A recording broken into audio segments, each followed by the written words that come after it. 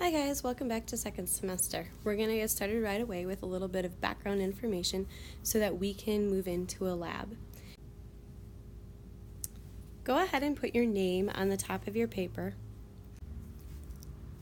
Our background information is going to get us prepared to be able to do the lab that we will start tomorrow. Our lab is going to focus on this idea of diffusion. On your paper, please underline and highlight all the things that I do. Your notes will be collected for a grade, and I will be looking that you have filled in all the things I've asked you to as we've gone through these notes. We're going to start with our definition of diffusion: the movement of molecules across a membrane from high concentration, where there's a lot of it, to low concentration, where there's a little of whatever substance we're talking about. Star that, double star that, highlight that. This definition is going to be one of the things that you have to know on a test. So let's go through and make sure that we understand what it means. The idea is that everything that exists on Earth is made of some type of little tiny particles. These little tiny particles sometimes get separated by a barrier of some type. Diffusion is when those molecules move from one side to the other, from where there's lots or high concentration to where there is a few or low concentration, until it is balanced. So based on this picture above, I want you to draw in which way you think these molecules are going to move.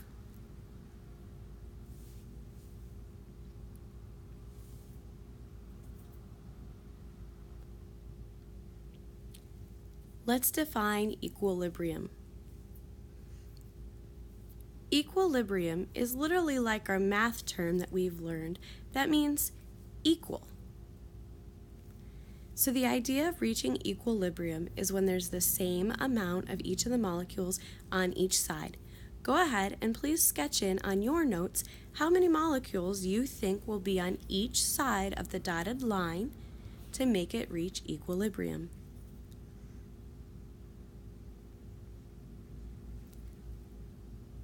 Diffusion can also happen when there is not a solid membrane or something for the molecules to move between. In this case, all of our molecules have started in this corner in what we would call a high concentration. Do you think that these molecules are going to move?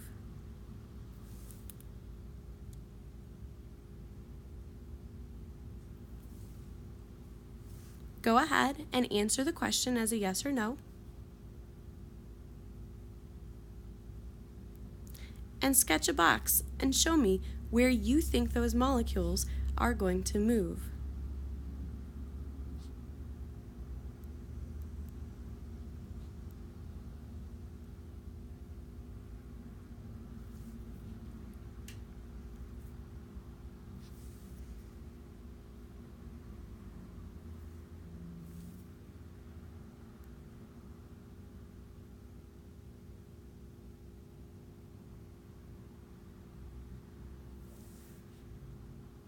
Does your picture look like mine?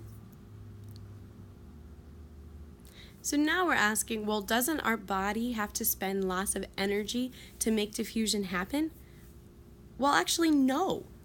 No energy is needed, and you should underline or highlight this. No energy is needed because this happens naturally. The term we use for this happening naturally is called passive transport. Passive meaning no energy. Please write these on your notes. And transport meaning movement.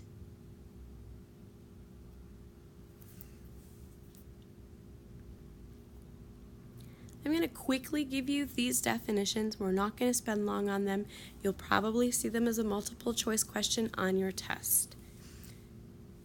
In addition to passive transport, where the molecules simply are able to move back and forth, sometimes we have special molecules that are a unique shape.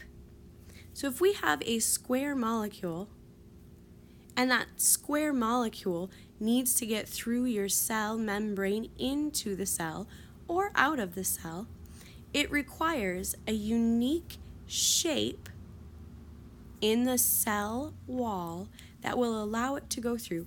Kind of like a keyhole, or if you look at the kids' building blocks, if you're to go into a child's room where they have those little building blocks that can be put in through a star shape, and the star-shaped block will go through the star-shaped hole. Facilitated diffusion is when a very specific shape is allowed to pass through the cell membrane into or out of the cell only because its shape is an exact match. Couple things to remember is that molecules still go from high concentration to low concentration. They simply get to go through the right shape. Quick review. Either go back in your notes and look it up, but preferably try to do it from memory. What is diffusion? What's the difference between just plain old diffusion and facilitated diffusion? And do they require energy?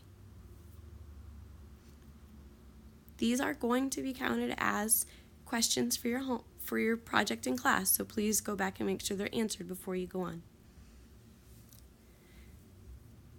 The idea of diffusion is that it helps our bodies maintain a stable internal environment.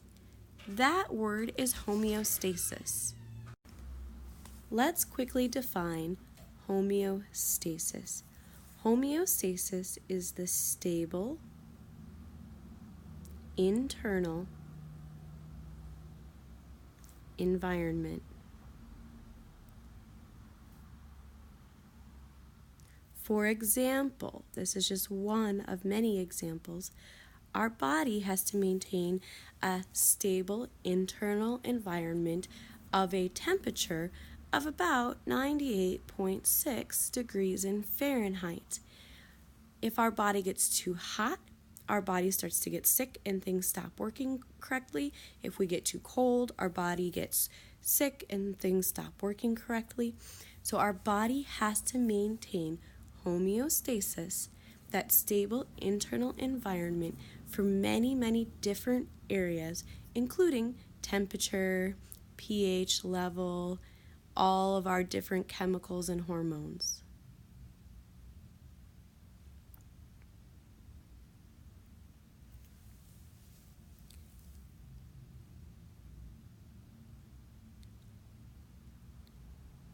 The process of diffusion makes sure that your body is able to keep that stable internal balance, that homeostasis, by moving things from one side of a membrane through the membrane until it is equal on both sides.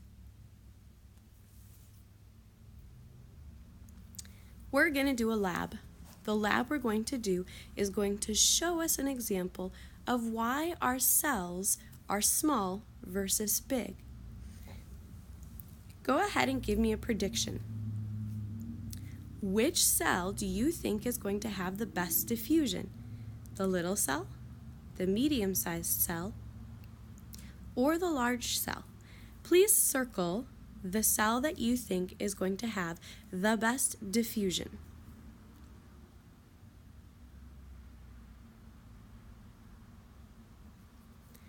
All right, a cell needs to be able to do diffusion so that it can get water and nutrients into the cell and get waste out. I want you to star, highlight, circle, and go ahead and mark test question by this material. Matter of fact, this is actually even a final question.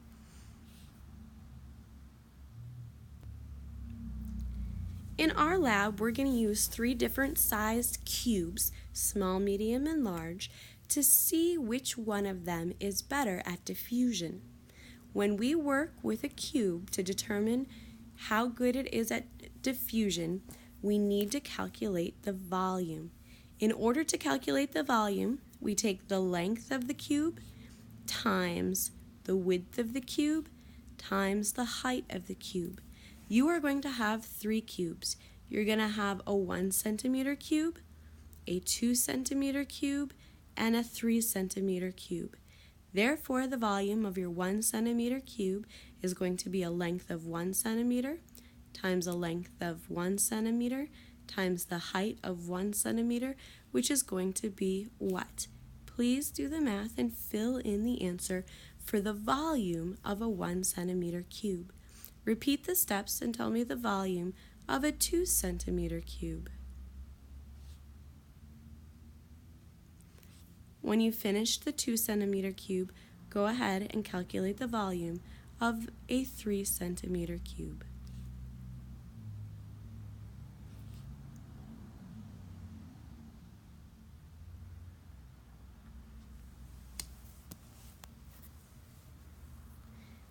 Lastly, you're going to turn in these notes and pick up your lab. You need to read the lab directions.